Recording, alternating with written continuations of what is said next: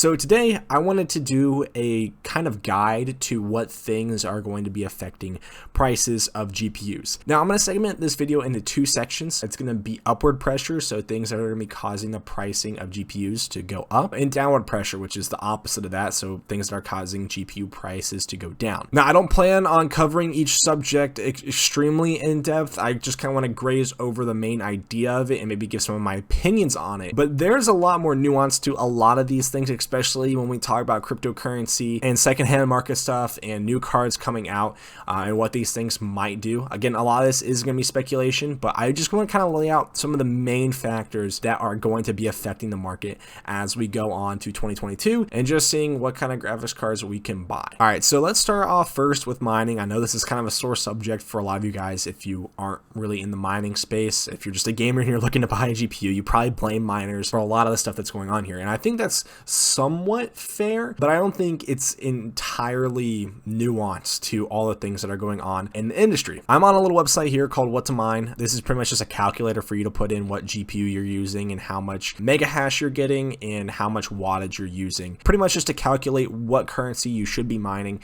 to get the most money out of the time and the power that you're spending. And as you guys can see here, Ethereum is by far the most profitable with getting $5 in terms of total revenue, and then you're getting about $4 total for revenue, so you're spending about $1 in power costs. We've had a bit of a dip recently right here, so this is about the past week, and cryptocurrency has gone down. But again, that doesn't necessarily mean that mining profitability is going to go down. So people are still buying GPUs, and I think miners are always going to keep on buying GPUs. And I think what people are expecting is when the pricing goes down enough that everybody's just going to sell their GPUs, and that's what people are waiting for, to buy these old mining GPUs. But from my research and kind of look into the mining community, that's not something that I usually see. A lot of times people are using their old cards. That's why the RX 480 is still on here. People are still using these very, very old cards that are still able to mine because they've probably already paid them off. And that's a big thing. When you're just thinking in terms of money, you're looking to see how long is it going to take for me to pay off the cards that I just bought.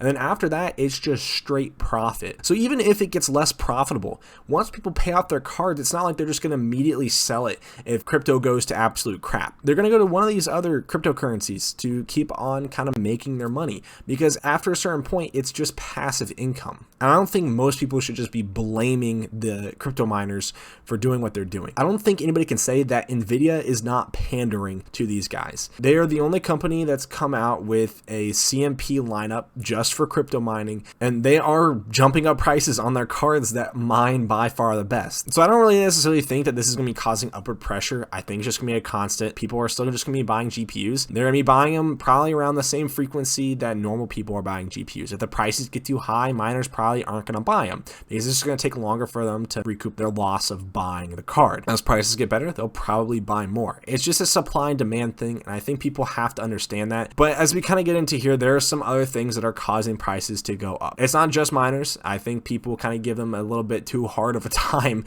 for that. But yeah, let's kind of get into some of the other stuff. So the next thing that I think is maybe worse than anything else, I do not think that we are ever going to see a card go for less than their MSRP this year. It might get better. Like, I do not expect seeing 3080 Ti's going for less than $1,200. Unless something crazy drastic happens to the hardware market or just the computer market as a whole, I do not foresee these things going below MSRP. But the other sucky thing about this is from Nvidia and AMD setting such high new MSRPs on the new products they're coming out with, that's just kind of a new bar of where they're able to set prices. Like, I think a lot of people don't understand that a lot of what Nvidia was doing early on, like especially with the 3090, was a lot of probing. I think selling the 3090 for $1,500 was a huge kind of test to see what the market would accept when it came to enthusiast level hardware. And they found out that people are more than willing to spend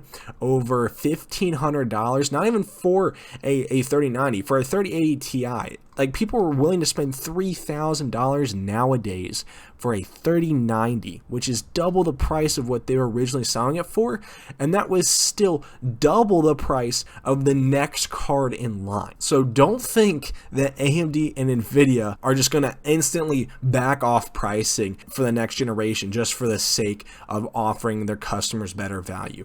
They know that they can push prices now, and they know that people are willing to accept to pay those prices. So that's just how it was for this year. Again, I think that's just going to be a new staple of how much cards are going to cost. Now, the next thing, it's also another terrible thing I think people kind of forgot about, was in early 2021 in January, there was a 25% increase in terms of pricing on most GPUs out there. So pretty much what this tariff indicated was that you're going to be paying 25% on top of items that are being shipped to the United States that are electronics that are manufactured in China. And I do not believe at this time President Biden has removed this tariff, because this was set in by the previous administration. Now, again, there's a bunch of politics going into this, but just know there's a extra 25% just slapped onto these graphics cards for most of these companies, just because that's what they have to pay to import them. And the next big thing is just pricing of materials, man.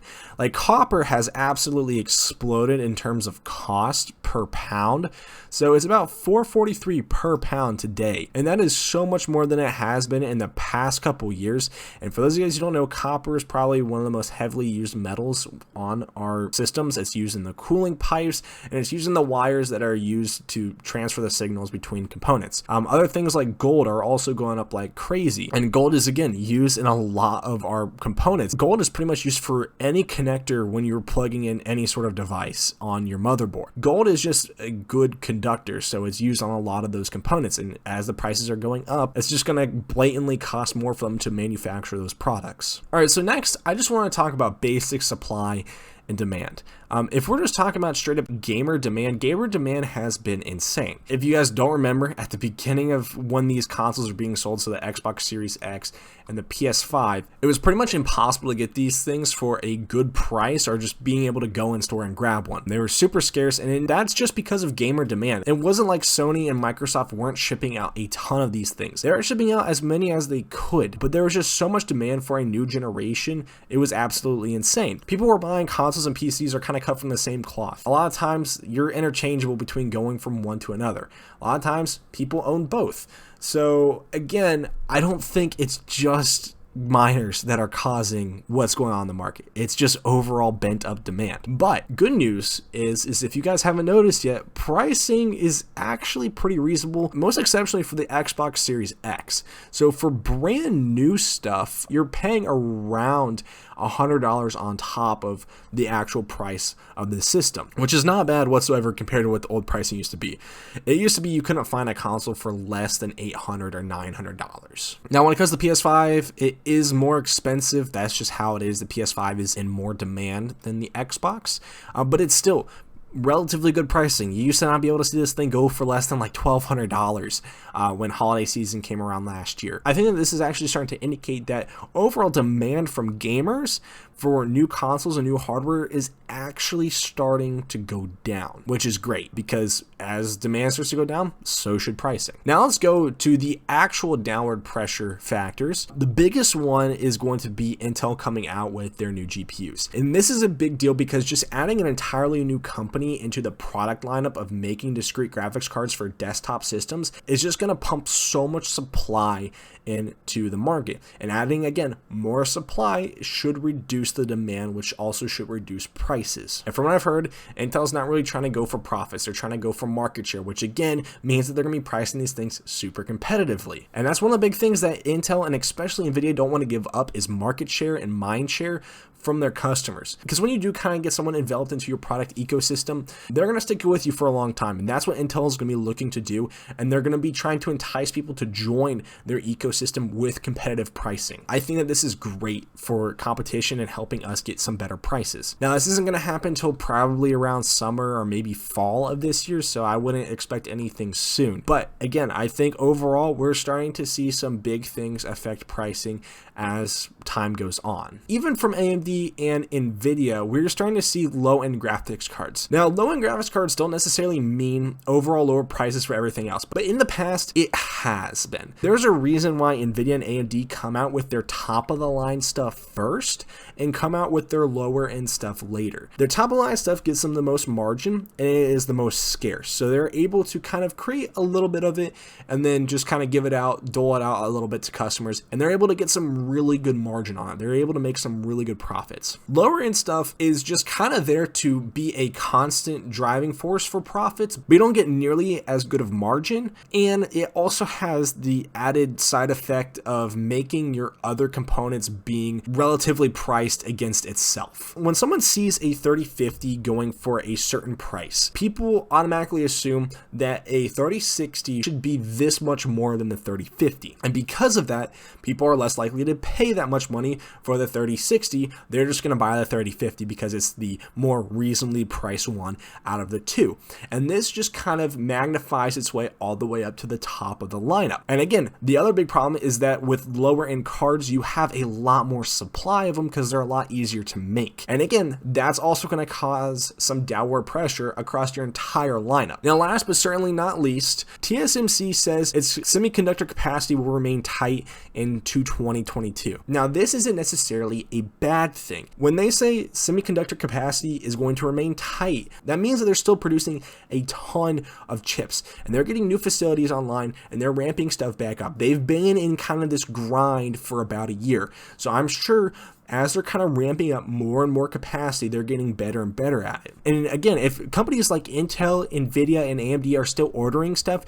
from TSMC in the previous quantities that they have been, I think we're going to start to get a pretty big influx of processors to the market here within this year, as long as people aren't buying as much as they were in 2021, which I think is going to be a very, very hard thing to do. I think people are starting to kind of come out from COVID and stuff like that, so you're not going to be buying a brand new laptop, you're not be buying a brand new desktop system, because that's not where you're spending all of your time at. So I think as long as buying power of computers doesn't hit 2021 levels, we are going to see some more and more supply into the market. So yeah, guys, there are definitely some things that are going to be causing some upward pricing, and there's definitely going to be some things that are causing some downward pricing. I think overall this year looks more optimistic for some downward pricing, but I don't think we're going to see MSRP pricing. I don't think we're going to get down to that level of purchase power. I don't think we're going to see RTX 3070s going for $500. I think that's just kind of out of the realm of possibility at this point. We might see them go for close to $600. That's I feel like that's still a little bit optimistic to say, but I feel like that's going to be the kind of thing we might see. So if you guys have any opinions, comments, concerns, questions, leave those down in the comment section below. I'd love to read those, talk to you guys about them, have a discussion. I also have a Discord channel linked down in the description if you guys want to go check that out. It's a great place for you guys to get some tech help. If you guys enjoyed the video, make sure to leave a like, and if you guys want to watch more, make sure to hit that subscribe button.